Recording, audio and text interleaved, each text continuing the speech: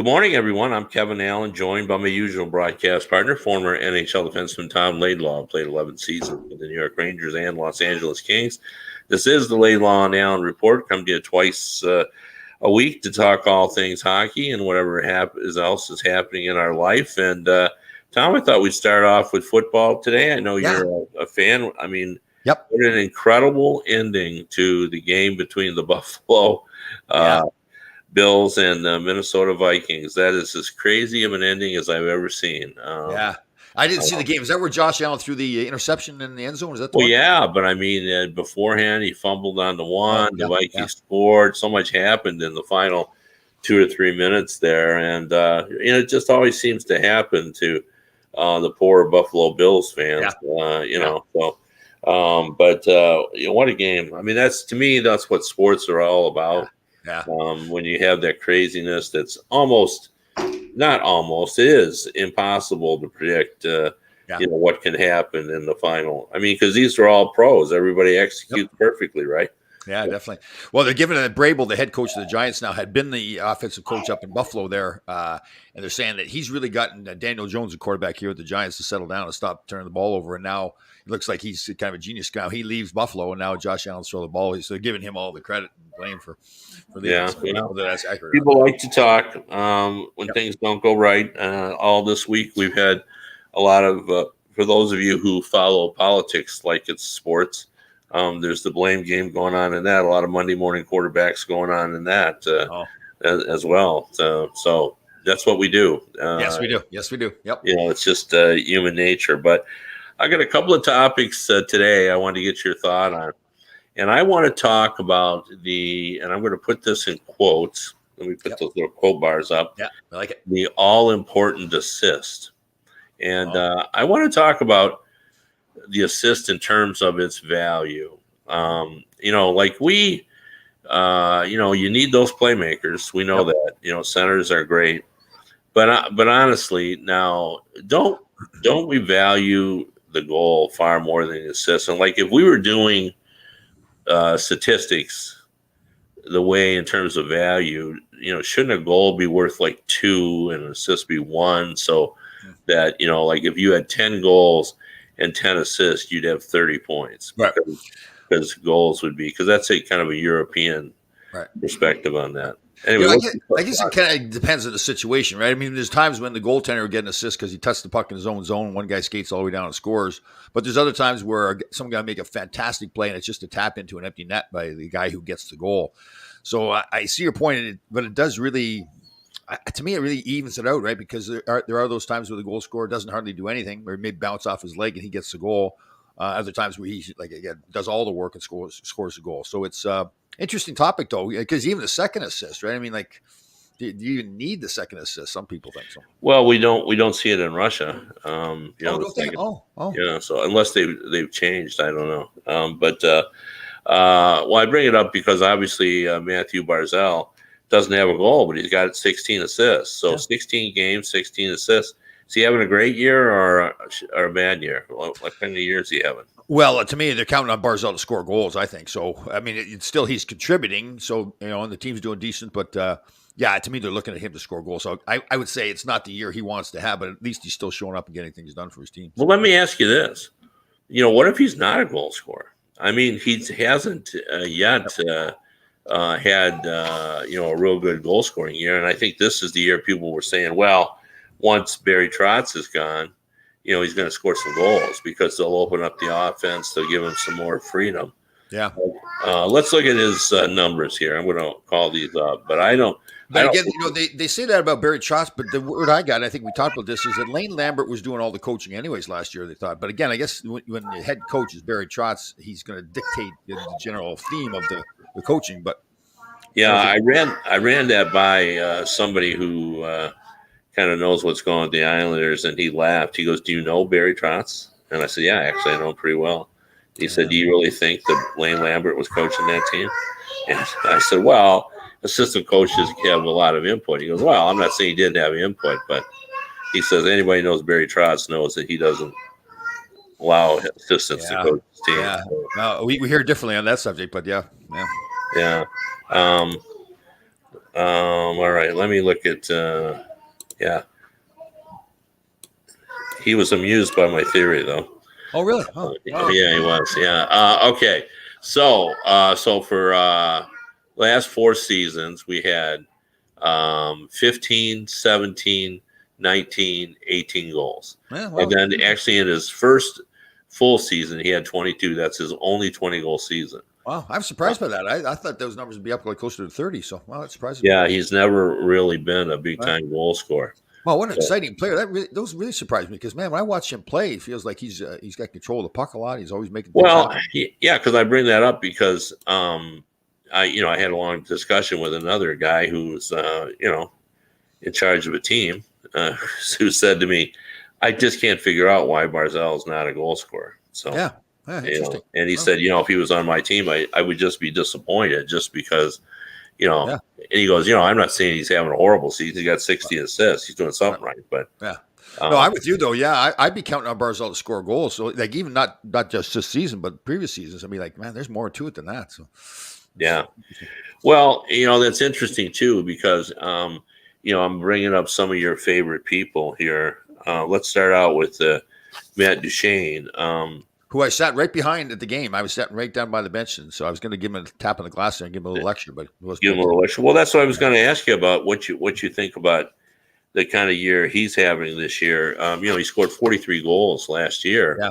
and he's got three goals, 8 assists, Yeah. 11 points. I think that's around 15 games, something like that. Right. Not a horrible point year, but 3 goals and 15 games, that's like a 15 goals season. Like he had 43 last year. Well, that's what to me what he should be. He should be that 40 goal scorer. That's how good I think he is. Watching them play, him and Johansson, their team against one game, but their team only had, I think, 15 shots on net against the Rangers. Rangers had 30 some shots. Yeah. I just don't see either one of those guys really involved that much. They're relying on him too. They're getting ice time going out there on power plays, and I just think when a player shows what he can do, like Duchene did last year, getting 43 goals, and previous years before that, when he doesn't do it again, and if I'm watching him play all the time, it's just not getting a whole lot of effort out of him. Well, let me ask you this too about Johansson too, because I've been thinking about him a little bit. Other than the fact that he's making big money, that they gave him a big contract, is there any reason to believe that he's a scorer? Now, I'm looking at his numbers as well. So he had 26 goals last year, 63 points. Essentially, you could make the case. He had one other year, actually 2 other years. When he first started, when the Predators were a pretty good offensive team, he had 33 goals, then he had 26. Yeah. That was 8 years ago. Yeah. And since then, he is the only 20 goal season he had was last year. The only other. He's a 20 goal scorer, 50, 60 assist guy. I think that's where I see him. Yeah, even though he's never done that. So. Right. That's what he should do. That he is and I like him as a player too, but he is that guy that when he's going to look back at his career, unless he changes things, he's going to go, maybe he won't because he's making so much money, but I would look back at his career and say, well, you didn't get the most out of your career that you could have. Yeah. I mean, he's a talented player. And again, it's not like he's an awful player, but you touched on the point. He's making a lot of money. He's not earning the money he's getting paid. Yeah. Yeah. I wonder if there's, a little bit of Niedermeyer in him. You know what I mean by that? I mean, Robbie? Yeah. Everybody expected him to be a great scorer, right. Because he was pretty good his first year, and then he never really was a scorer after that. But he worked hard at the game, though, right? He did. He became a really good defensive forward. In fact, they credit with him with being that Stanley Cup team when Brian Burke was there. By then, he had transformed himself into a defensive zealot. Although I understand their value, I really do. But what I hate more than the expression I hate is when a guy says, well, when I score a goal, it's a bonus, because that's not my job. I said that several times. I hate that. You don't like it? I just hate that expression because you're abdicating all responsibility. You're wiping your hands free. I'm not a goal scorer, so I don't contribute that way. No, every time you're on the ice, your mission is to stop the other team scoring and to try to score a goal. So, but mine was not. So, like Herb Brooks would not want me to talk like that. No, I know. My goal is to stop the other team from scoring. Yeah, but don't you, as a coach, wouldn't you hate to hear somebody saying that? You know? Um, well, if he's a really good defensive player, I wouldn't though, because you're really not counting on him to score goals. I went 120 games one time without scoring a goal. I got Yeah, yeah, I guess it's semantics for me. Like, yeah, but I hear you. I understand that there are guys whose primary purpose is to play a defensive role, Right, shut down defensemen, which you were. right. You know, those are the roles they play. On the other hand, I don't want someone saying I'm giving up part of the game. You know, that I don't see myself like that. So, Yeah, I want I know. everybody to think, you know, that they can do their job plus a little more. So, Well, that's true. As long as when you're trying to do okay, so my role as a defensive player, if I'm trying to score goals, I can't just.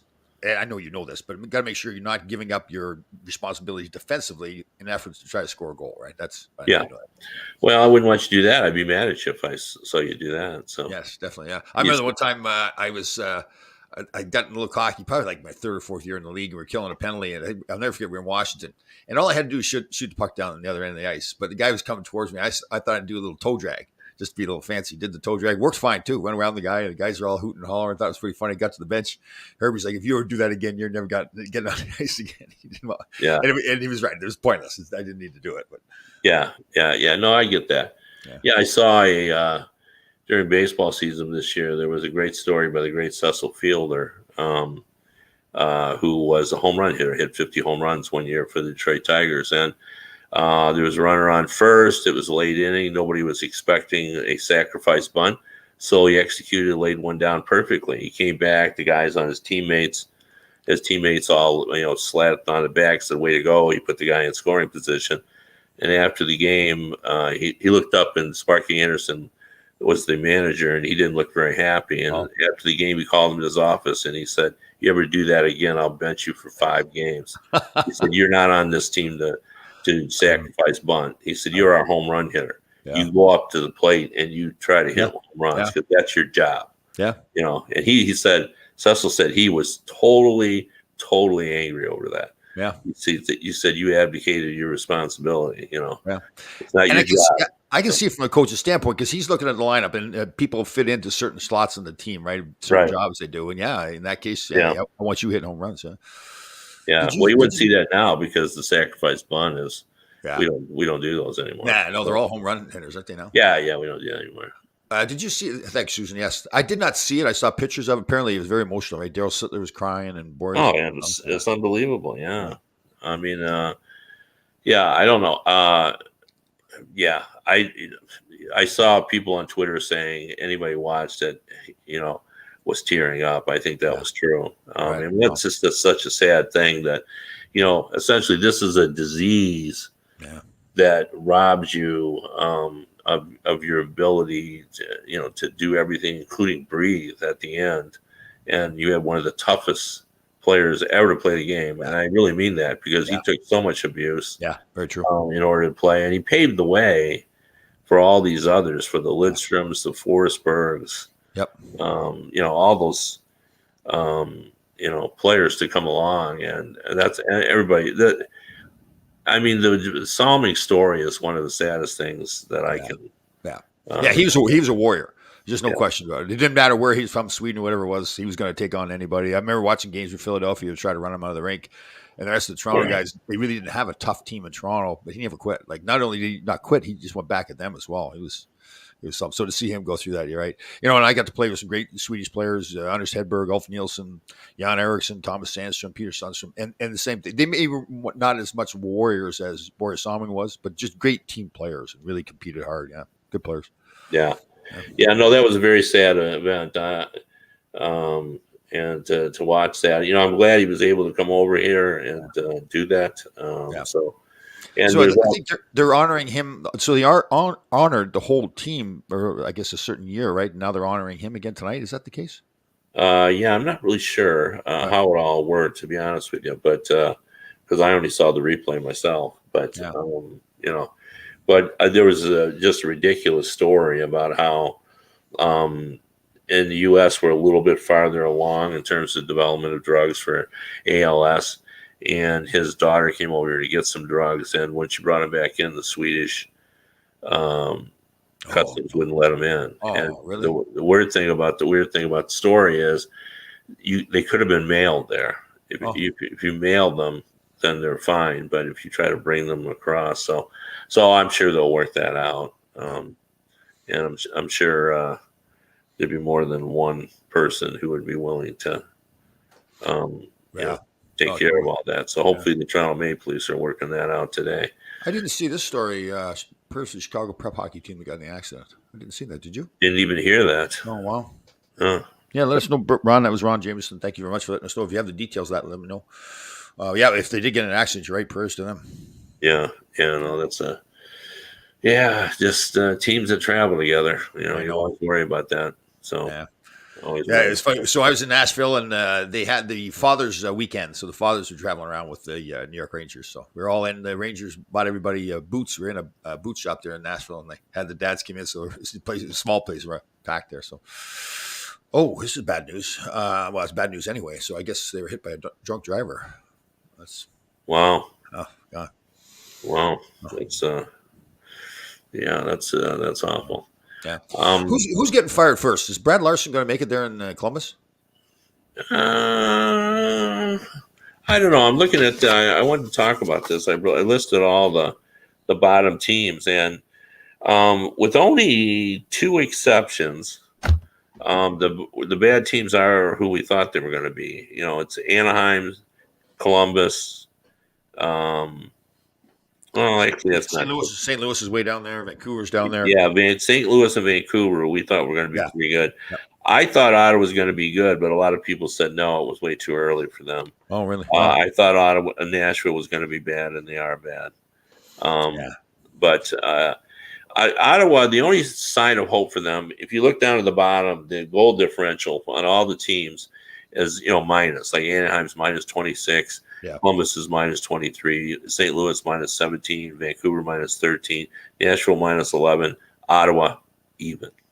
Yeah, wow. I mean, that to me, that's a good sign. Like, they're not getting blown out. They're competitive in these games. They're just knocking on the door. I think with Cam Talbot now back, I think that will be a little better for them, to be sure. Your buddy Jack Eichel. We got him going. Yeah. I'm looking forward to when he comes in Detroit. I'm going to have a conversation with him about.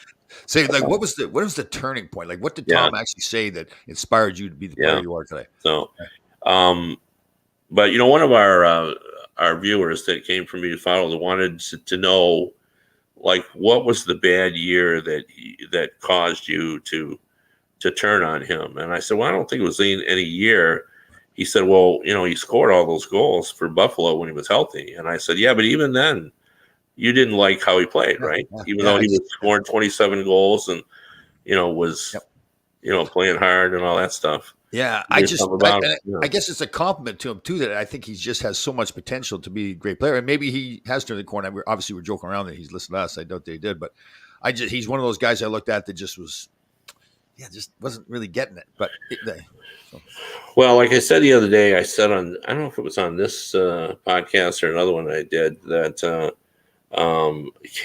Bruce Cassidy compared him to Bergeron, which I thought was just silly. Ooh, yeah, not the same kind of players at all. Yeah, no, but and just to put an exclamation point on that, we all know what Bergeron on the face-off is 60-some%, and Eichel's 43. Yeah, he's not a good face-off. Yeah, and the big thing with Bergeron is it's not just his play; it's his leadership. He built the culture. Right. Helped build the culture there in Boston. Yeah. That's what I guess what I don't like about Eichel, because I think at least what happened in Buffalo looked like he built the culture, but it was the wrong kind of culture. Right. So yeah, and I don't think that's unfair. I don't know. To be honest with it, it's hard to tell what kind of leader he was because the team was so horrible. Yeah, very true. But we know he wasn't transformative in his leadership. We know that. Yeah. So, look at, and it's unfair probably too, but you look at a guy like Crosby, and again, you can't say that he's Sidney Crosby. Maybe he has the potential to be Sidney Crosby, but Crosby is a leader.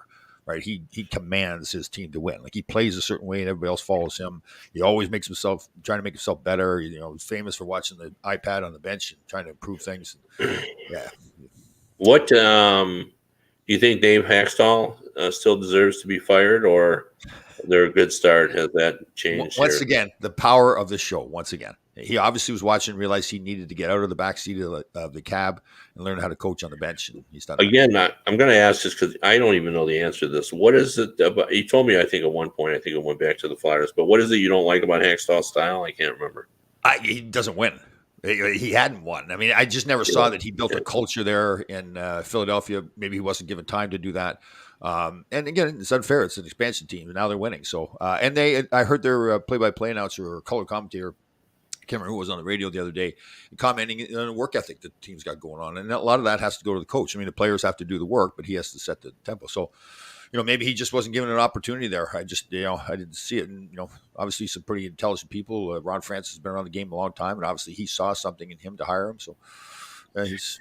Yeah, they're 8-5-3 for those who haven't paid much attention. Their goal differentials +7. Yeah. They're like second or third in the Pacific right now. Yeah, no, they're playing hard. Yeah, and that's the thing. When you've got a team that's a young organization, obviously does not have the talent level maybe others do. If they get that work ethic and solid goaltending, you can win hockey games. So, yeah, I wanted to talk a little bit too, just briefly, to get your thoughts on Crosby and Ovechkin. And for those who have kind of lost track of time, which is real easy to do, Crosby is now 35 years old. Yeah, wow. And that means Ovechkin is 37 years old. Yeah. And Crosby has, in 15 games, 6, 10, 16. That's still a 30-goal pace. Pittsburgh's struggled a little bit. They've had a few meetings there.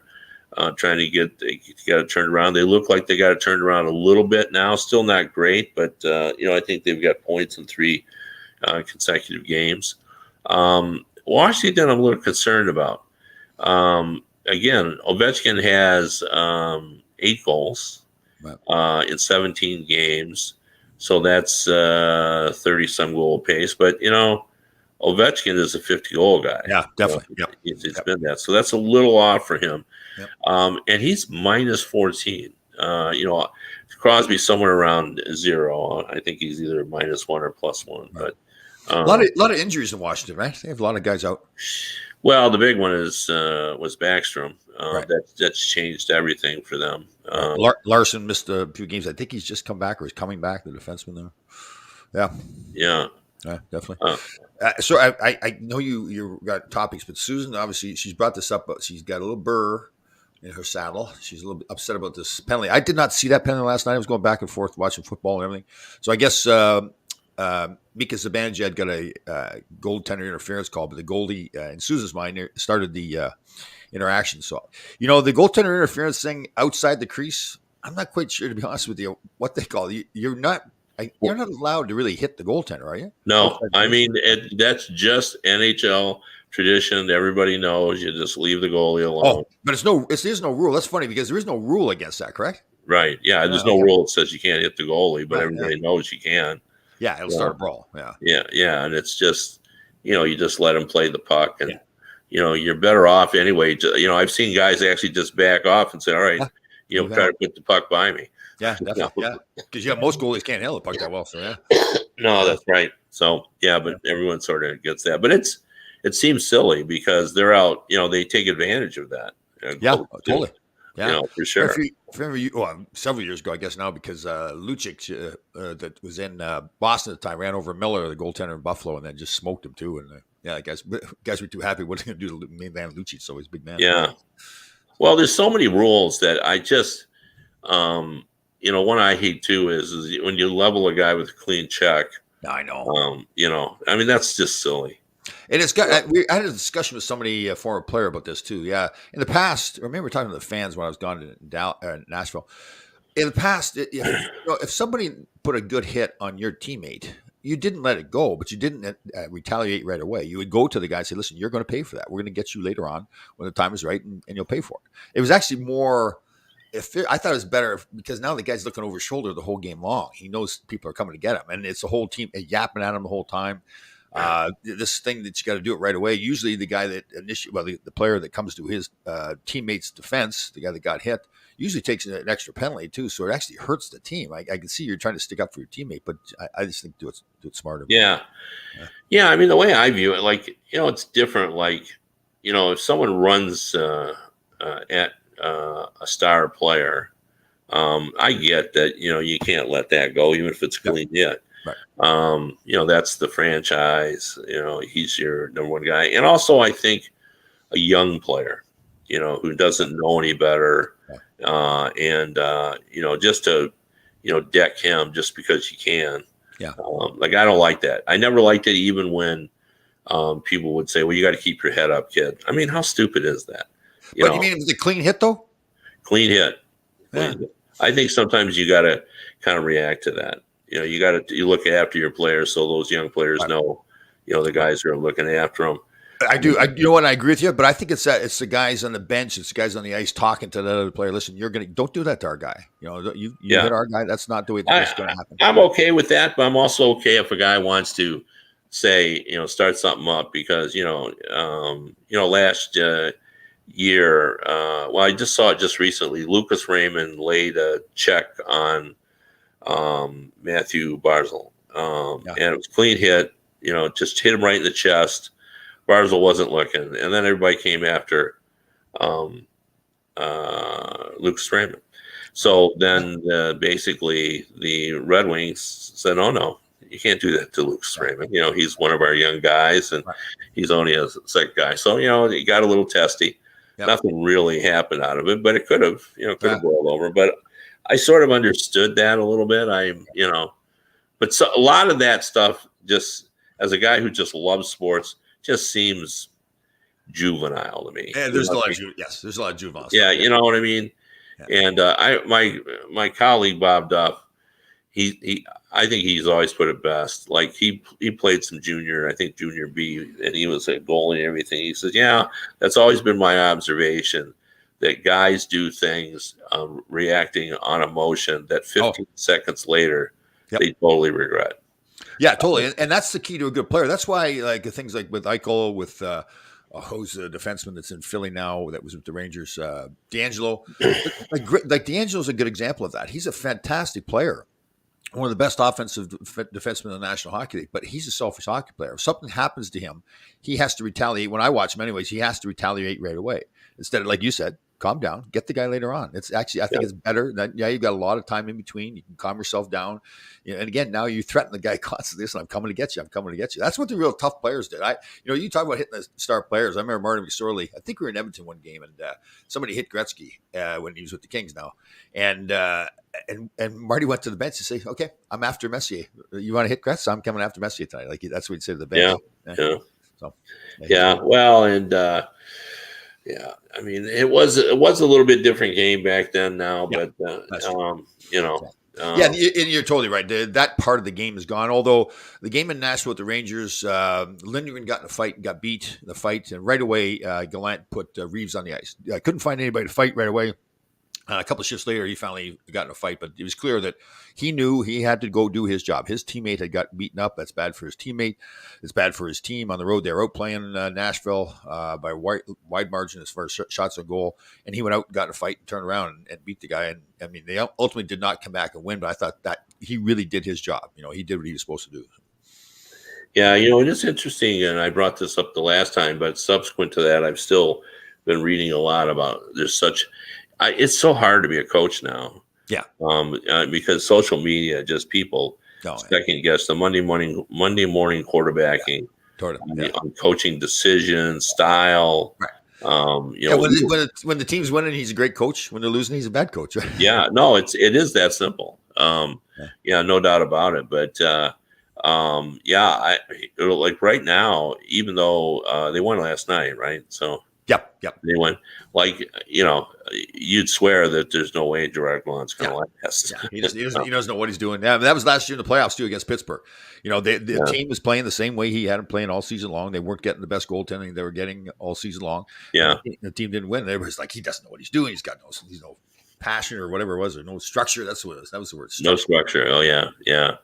That's. Yeah, it's crazy. I wanted to ask you a little bit. So just real quick on this, I think D'Angelo plays with passion. It's a great point, Danny. He does play with passion, but that passion in the National Hockey League, you have to be under control.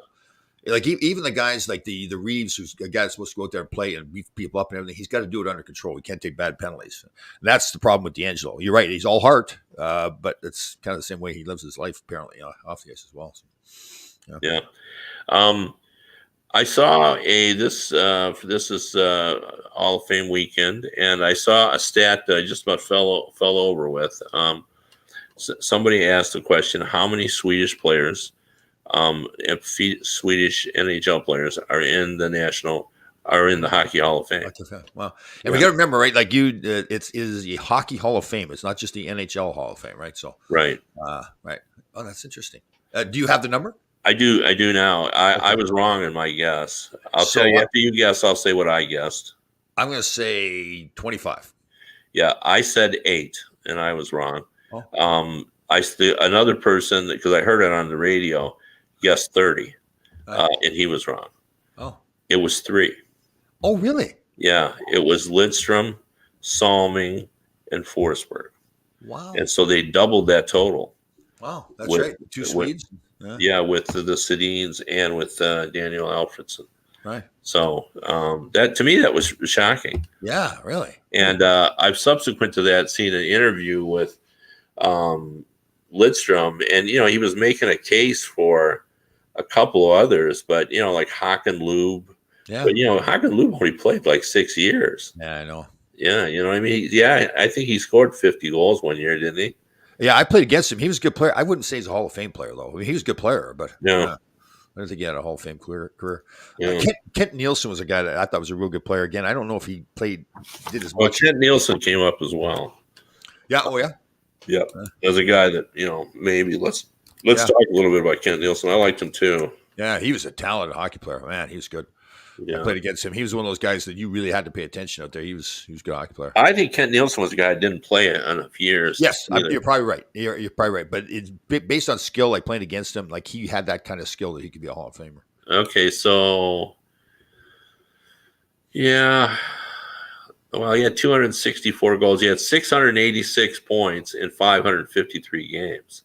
Yeah, wow. So, he had 131 points one year for Calgary. Like, think about that, 131 points. Yeah. That's 104 another year. He had 3 40-goal seasons.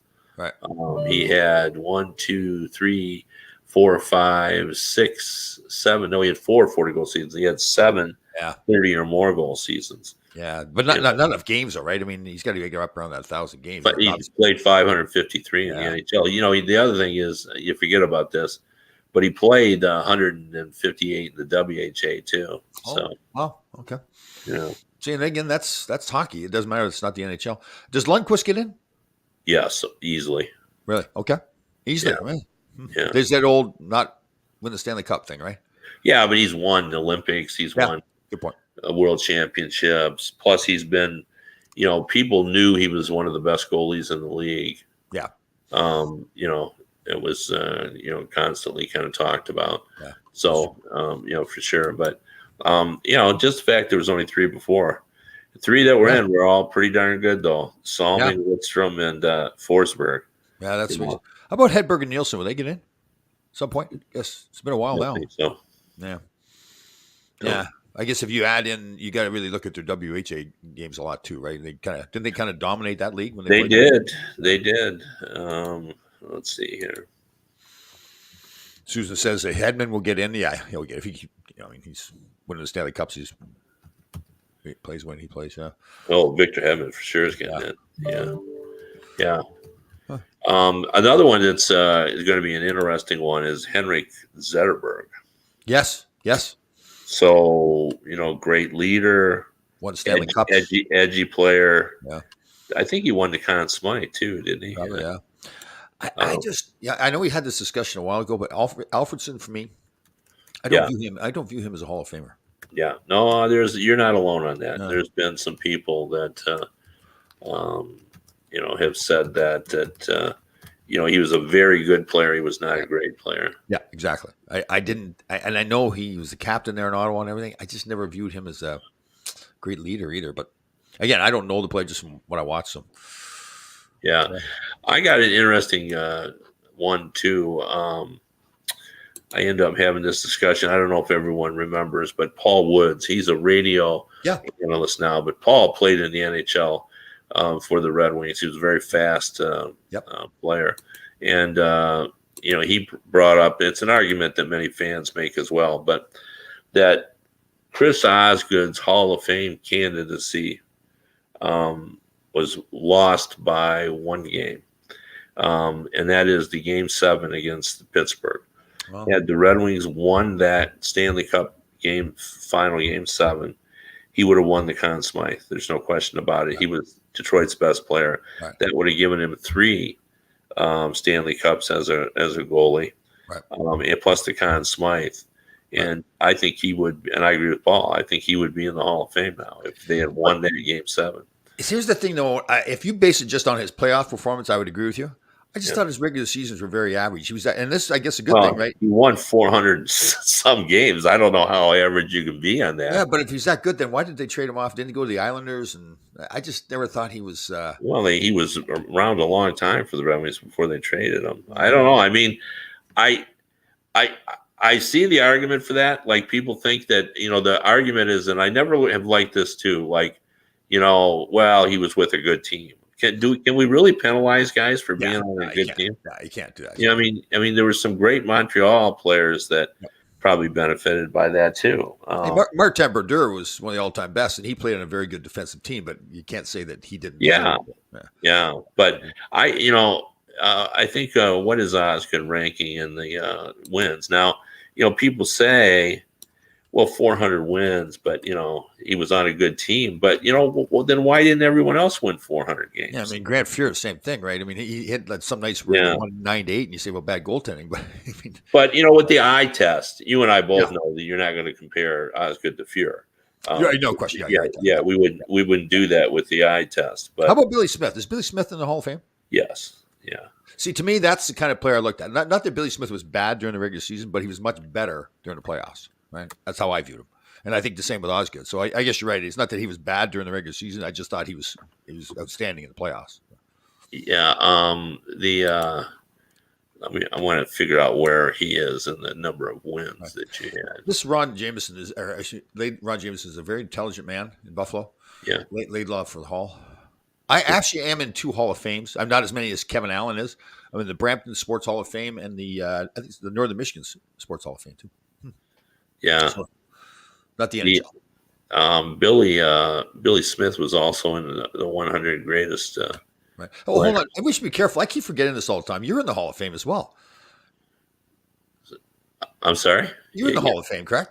Well, I mean, that's always a thing that I was honored by the Hall of Fame. Like, they don't, like, even though people view it as the writers' wing of the Hall of Fame, right? It's really not that as much as it is they honor writers, and like we have plaques and everything, but it's really like people who say, you're in the Hall of Fame. It isn't exactly technically correct to say that. Oh, okay. But just because that's just not the way they do it. But it's the same way they do it in baseball, and they say that with the baseball writers as well. They're in the writers' wing of the Hall of Fame. So I mean, but technically that's not how it's spelled out in the Constitution. You're honored by the Hall of Fame. And how many other writers are in the Hall of Fame?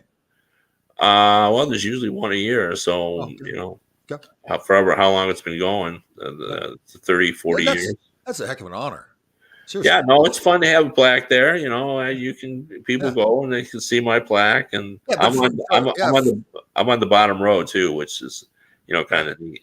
So for a writer to get in the Hall of Fame, and I mean this very seriously, like it isn't just like one good season. You don't have a good season as a writer. Like no, you don't. Right? Yeah, no. Yeah. I mean it's body of work, and so and you have to have done it for a long time, but. There are guys who have done it for a long time that haven't gotten in. So, I mean, you have to at least Well, and Um, I think it's too. It's your accuracy, your intelligence, your character. It's as a person too. It's the way people view you as well. It's not just your writing. Obviously, is fantastic, but it's the way people view you as well. Right? yeah, no, I would agree with that. And, reputation Yeah, plays a role in it, but it's not really that much different. I mean, obviously, but reputation plays a role in even the selection of the players as well. yeah, yeah. Sure. Like, when Bergeron say Bergeron had never not been like Bob Gainey is in. Yeah, So his reputation as a great defensive player. Well, that's the eye test. yeah, We don't. It's hard to measure that. We now have statistics that do measure that. We yeah. have advanced statistics, but not when Bob was doing Yeah, it. definitely. I mean, Glenn Anderson is the other way around. Like he had a fantastic career, but it took him a long time to get into the Hall of Fame, right? So a lot of people Yeah, think people didn't like him that much. yeah, no, Yeah. and I think that influences. I have voted on the committees before. I have voted on the Hockey Hall of Fame committee. I had a tour of duty on that. I'm still on the U.S. and I try not to let that influence Yeah, me. yeah.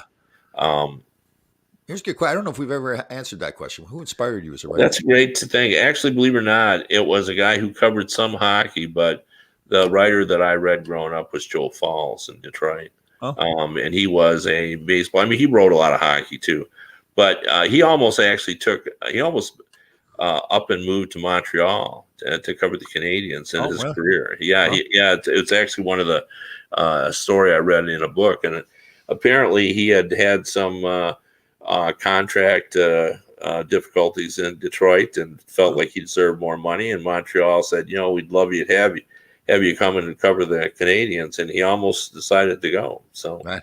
but he didn't. So, Interesting. Oh, yeah. that's So interesting. Yeah, that you've was had it. how many years? I know you've said this before. How many years in total did you write Oh books well, for? USA Today. I started. I wrote my first NHL story on a freelance basis in the 1970s, but I covered the league for USA Today from 1986 through 3 years ago. This Yeah, has been very cool. 3 years now. That's a heck of a career. It's 36 years, something like that. Who else? I mean, like Larry Brooks hasn't been around that long because he was with the Devils before that, and right. Yeah, he But was a broadcaster for a while, I think. yeah, Yeah. that's right. But Dave Molinari in Pittsburgh, Yeah, yeah. who actually writes for my chain now, the one I'm working with. Oh, Dave was there before I was. Jim Matheson. yeah, that's right. Jim Matheson covered the Oilers. He was there. Jim Matheson covered the Oilers when they were in the WHA. Yeah, I remember him. Yeah, Uh, he was one of those legendary guys up in Canada, right? Him and Frank Orr. Remember Frank Orr, the guy? Yeah, oh yeah, Frank Orr. Yeah. I must have heard. Frank had jokes, and sometimes he told them over and over Yeah, again. yeah. So, He was. Those guys were those guys that when you made it to the National Hockey League, it was really cool to be talking to them. That was one of the things about it, like because they were legendary writers up in Canada. So yeah, that's funny. Yeah, there was a great story. I can't remember the details of it, but it had to do with, Red Fisher always said he didn't interview rookies.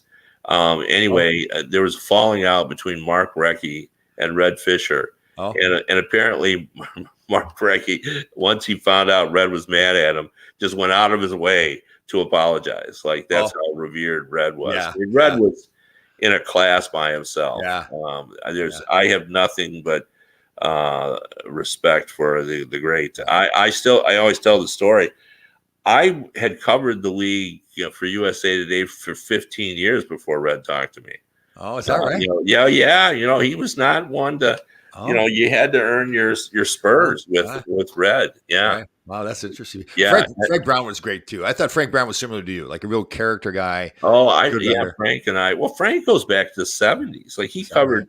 Like, I found in researching a book a story from Frank covering the Kansas City Scouts. Oh, wow. He was the AP writer. Oh, I didn't know that. And he had a story on the Kansas City Scouts that he wrote. And he covered the 1980 Olympics, Yep. both him and Helene Elliott Yeah. from the LA Times. And Right. what's funny about that 80 team is, through the years, I was actually working in Arizona then. I was not at the 1980 Olympics. Oh, I didn't know that. Oh. Yeah, no, I was not there. However, I wrote every anniversary, and so I wrote the 5th, the 10th, the 15th, the 20th. I've written books on American hockey history. I covered all the Olympics since then. So over time, guys thought I had been there. Yeah, Like, I would have. I just naturally would have thought you were there. Yeah. yeah, Oh, yeah, and like a Ruzioni and all the guys, Pavlich and Johnson. That it just because I had been around for so Sure. long and talking to them about it, and they knew that but they would say things like, "Well, you remember when Johnson," and I got tired of reminding them that I hadn't been there, so I would just nod and we'd go on with the story, But yeah, it is funny, and same thing with Herbie. I mean, I got to know Herb. And I actually have a very weird story about that. After the week that Herb Brooks was killed, I got a package in the mail. I was on the road. My wife said, "You got a package here from Herb Brooks." Yeah. And he had sent me 4 or 5 autographed things, Olympic related. We had never had a conversation about those. I had certainly not asked for anything from him. Is that right? Wow. It just arrived, and there was no note, just something of the effect of other than to say, "Thought you would like these." Wow. And I had them. He just sent me these things that were, kind of, Olympic related, Right. And Herb way of saying that was probably like a long. If he was writing a long letter, it'd be, wow, you've been a big part of the USA Hockey, and I thought you'd really appreciate these. He would probably want to say that kind of stuff, but that wouldn't come out of his mouth. No, it wouldn't. Yeah, but I loved my interviews with Herb Brooks, he's the favorite quote always when he'd tell me why he wasn't any good on television. He'd say, "The problem is, Kevin, this is true." He said, "People ask me what time it is, and I tell them how to build a watch." I know. I've heard him say that too. Yeah, he's fantastic. Yeah, and that's true. Like he was brutal on television. Like he was not very good. Totally, yeah. What a stubborn. Like I kind of my self-reflection now that I'm doing a book and everything, I realize how stubborn I am. It's funny to go back to Northern Michigan and think of some of the things. But Herb was one of the most stubborn man I've ever seen too. He had his way of doing things, and I mean that in a very good way. He had his way of doing things, and he wasn't going to be changed. That was it. Yeah, for sure. But he was prepared. I'll never forget the first meeting we had with the Rangers. And Dave Maloney and I had this discussion too. Dave had a meeting with him, a separate meeting. And he left the meeting saying that he just wanted to go through the wall. Herb had everything nailed down. It was like, he was in charge. That was it. And we'd had a good year the year before. Freddie Sherwood got fired halfway through the year. Craig Patrick took over the team. All of it. Coaching, general manager, everything. And I went to the semifinals that year, ultimately lost to the Islanders. So typically when you have that good of a season, you don't make many changes. But Herb came in and changed a lot. I mean, he different style of game. Mark Pavlich, Rob McClanahan coming in, getting rid of some of the bigger, tougher guys. So yeah. Now they threw away the mold when they made Herb Brooks. Yes, that is true. He was good. Anyway, thanks for tuning in, everybody. We'll be back on Wednesday for more Laidlaw and Allen report. If you want to read me, I'm at DetroitHockeyNow.com. And again, just to repeat that, for many, many weeks, I've been talking about going to radio.co 365 Sports. That is no longer in action, so you cannot go there, but you can always come back here. Our show stays on my Facebook profile. So everybody have a great couple of days. We'll see you on Wednesday.